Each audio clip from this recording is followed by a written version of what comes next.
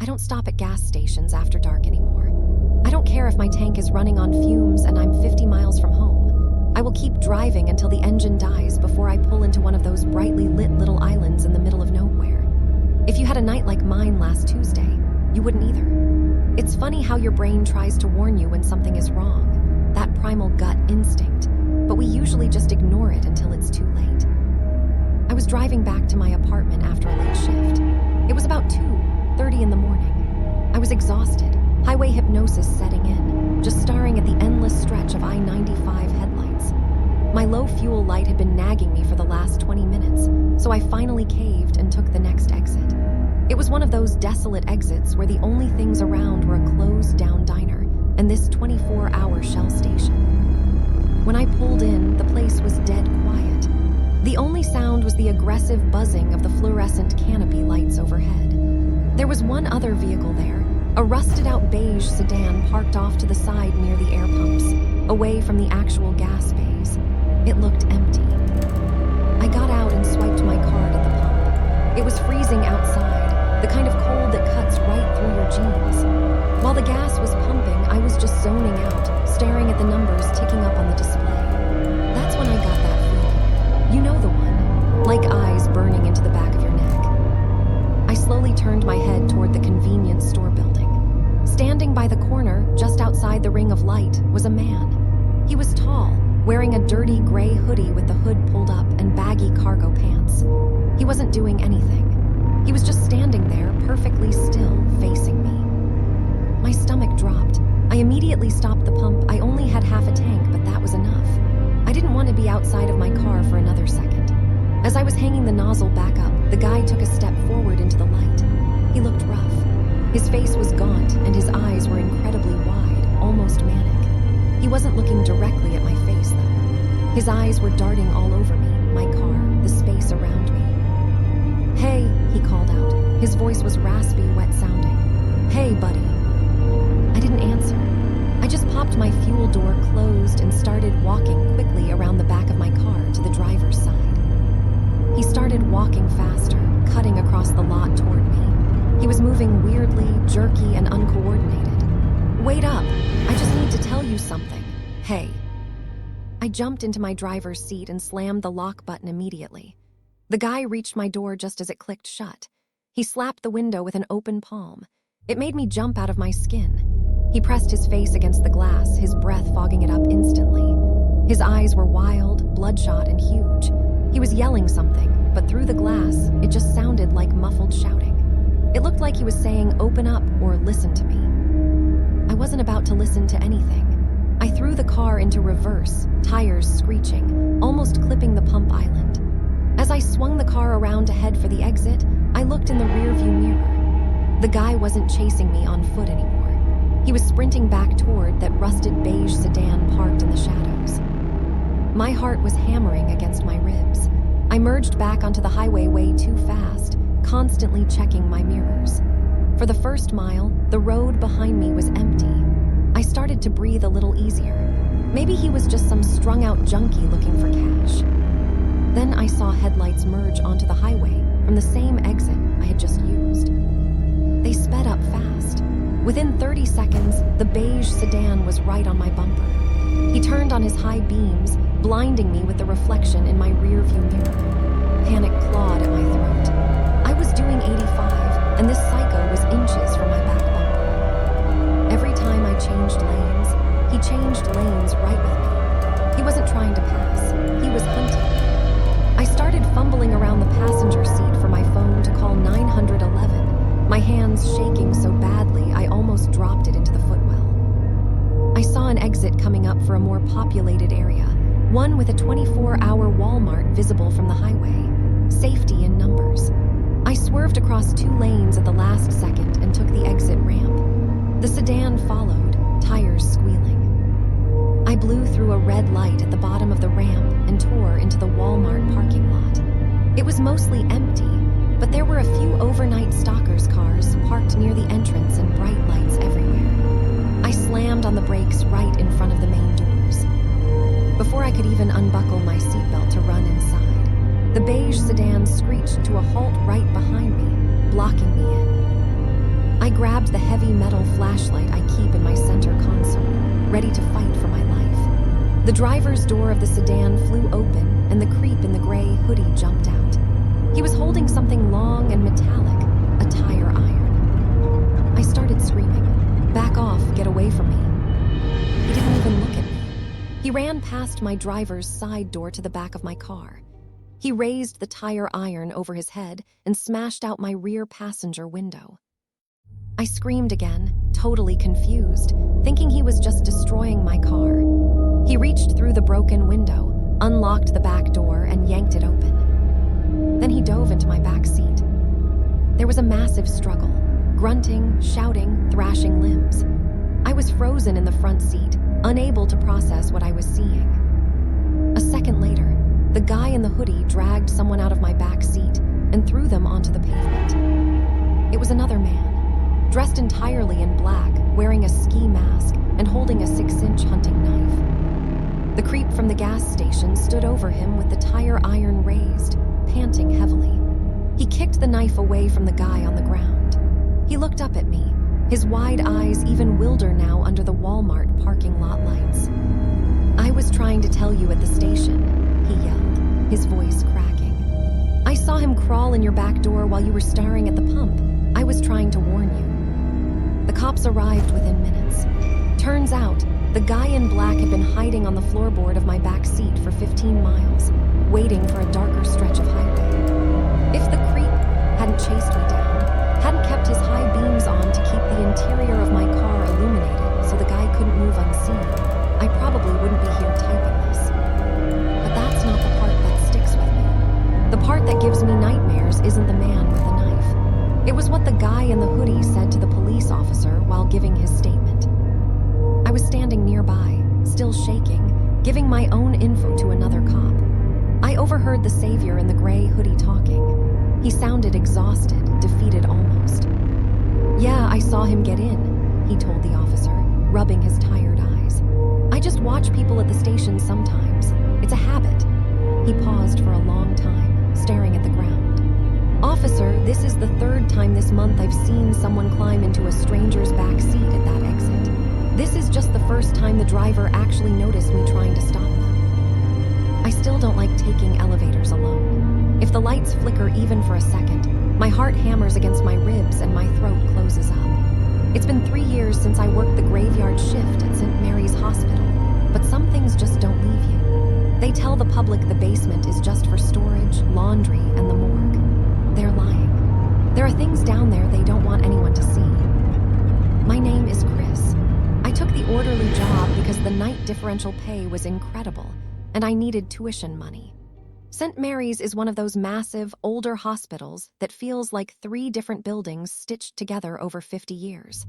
The newest wing is all glass and steel, but the older sections are damp brick and narrow, confusing hallways. My job was mostly boring. Moving patients for late-night scans, running lab samples down to pathology, delivering linens. It was quiet. You get used to the hum of the vending machines and the squeak of your shoes on the polished linoleum. The night staff had an unwritten rule passed down from the older nurses to the newbies. Stick to the main corridors on the basement level, B1. Never take the service hallways past the boiler room. "Bad air back there," old Martha, the night charge nurse, told me once when I asked. She didn't make eye contact when she said it. It happened on a Tuesday, around 3:15 a.m. I was tasked with bringing a deceased patient down to the morgue on B1. It's a routine task you get numb to after a few months. I rolled the gurney into the service elevator, the big, clunky one used for equipment, and hit the B1 button. The doors rumbled shut. The car started going down, slow and steady like always. I was checking my phone, not really paying attention. Then the car jerked violently. The overhead lights strobed and died, replaced instantly by the dim, crimson glow of the emergency backup light. The elevator didn't stop at B1. It kept dropping. It felt faster now, smoother, like it was in freefall. My stomach dropped. I hammered the stop button, but nothing happened. A few seconds later, the elevator hit the bottom with a heavy, metallic thud that nearly knocked the gurney over. I stared at the floor indicator above the door. It didn't show a number, it was just blank. The doors groaned open, struggling against rust. The air hit me first. It wasn't the antiseptic bleach smell of the hospital upstairs. It was freezing cold and smelled wet, like copper and stale earth. Like a cave that hadn't been opened in decades. I stepped out. I shouldn't have, I know that now. But I thought maybe the sensor had just slipped and I was slightly below B1. I was standing in a concrete hallway lit by caged red bulbs spaced too far apart. The ceiling was lower here, packed with thick pipes that seemed to sweat black liquid onto the floor. There were no signs. No morgue, no laundry. Just silence, heavy and suffocating. I turned back to the elevator to grab my phone to call maintenance, but the doors slid shut before I could move. I pushed the call button. Dead. Panic started to creep in. I figured there had to be a stairwell nearby. Every floor has a fire stairwell. I started walking down the red-lit hall. My footsteps echoed too loudly. The walls were rough concrete, stained with patches of dark mold. As I walked deeper, I realized this wasn't just a sub-basement for plumbing. There were doors on either side, heavy steel doors with small, reinforced glass windows at eye level. They looked like prison cells. I stopped at the first one and peered through the thick glass. It was too dark inside to see anything, just vague shapes of what looked like old medical equipment piled up. I kept moving. The copper smell was stronger now, almost sickening. Then I heard a sound. It came from ahead of me, around a sharp bend in the corridor. It wasn't mechanical. It sounded wet, like someone stirring a pot of thick soup. Slop, slop, slop. Every instinct screamed at me to run back to the elevator and pry the doors open. But curiosity is a dangerous thing. I creeped forward, sticking close to the wall. I rounded the corner and froze. At the end of this hall, a set of double doors was wide open. Bright, clean, clinical white light spilled out, cutting through the red gloom. It looked completely alien down here in the filth. I edged closer to the doorway. The wet sound was louder now, mixed with a low, vibrating hum that I felt in my teeth. I peeked around the doorframe. It was an operating theater, but it was wrong. It was too modern, gleaming with chrome and screens displaying complex charts I didn't understand. In the center of the room was a large surgical table tilted at an angle. There were 3 figures around it, dressed not in standard scrubs, but in full, heavy-duty biohazard suits with independent air supplies. They weren't working on a person. Strapped to the table was a mass of grayish-pink tissue. It was enormous, maybe the size of a truck tire, pulsating slowly. It looked like raw meat that was breathing. Dozens of thick, clear tubes ran from machines into the mass. The figure nearest to me held up a large plastic bag filled with dark red liquid. A blood bag from the hospital bank. They hooked it to an IV pole, and the red liquid began flowing into one of the tubes leading to the gray mass. As the blood hit the tissue, the thing on the table shuddered violently. A sound came from it, a deep, gurgling moan that sounded horrifyingly human. I must have made a noise, a gasp maybe. One of the hazmat suits turned sharply toward the door. Through the clear plastic face shield, I recognized him instantly. It was Dr. Aris, the chief of surgery, a man I had seen laughing in the cafeteria just yesterday. His eyes went wide when he saw me in the doorway. There was no surprise in his look, only cold, hard fury. "Security breach," his voice crackled over a speaker on his suit. "Contain him, now." The other 2 figures dropped what they were doing and started toward me, moving unnervingly fast in their bulky suits. I didn't wait. I spun around and bolted back into the red darkness. I ran harder than I've ever run in my life. I could hear their heavy boots pounding on the concrete behind me. I slammed into the wall as I rounded the corner, scraping my shoulder raw, scrambling back toward the elevator. I slammed my fist against the call button over and over, begging it to work. Miraculously, the doors groaned open immediately. I dove inside and hammered the close door button just as the first suited figure rounded the bend. The doors sealed shut with a heavy clunk right as a gloved fist slammed against the metal exterior.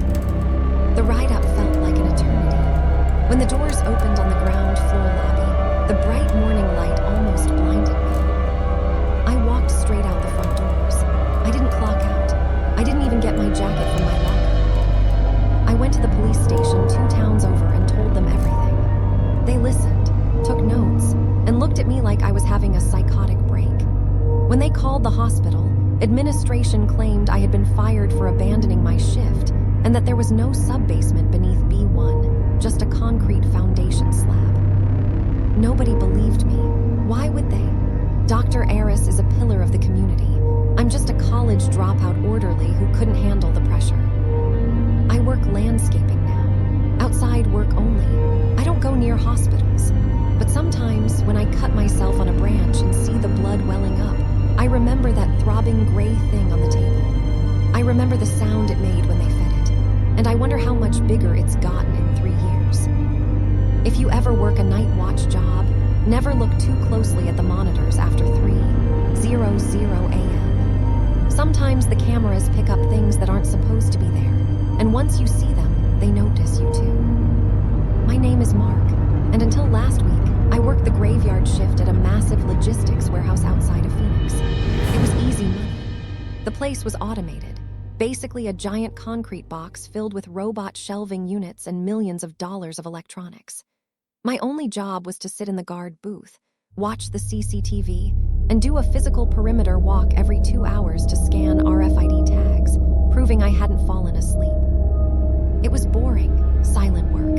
The only sound was the massive air conditioning units humming on the roof. It started last Tuesday. I was on my 2:00 a.m. round. The warehouse floor is eerie at night. It's just endless rows of towering metal shelves disappearing into the darkness above. My flashlight beam felt pathetic against that kind of blackness. I reached checkpoint C, near the rear loading docks. It's the farthest point from the security booth. The heavy steel fire door leading outside was ajar, just an inch. My stomach dropped. I locked that door myself at midnight. I specifically remember the loud clunk the deadbolt made. I pulled my heavy Maglite flashlight out, holding it like a club.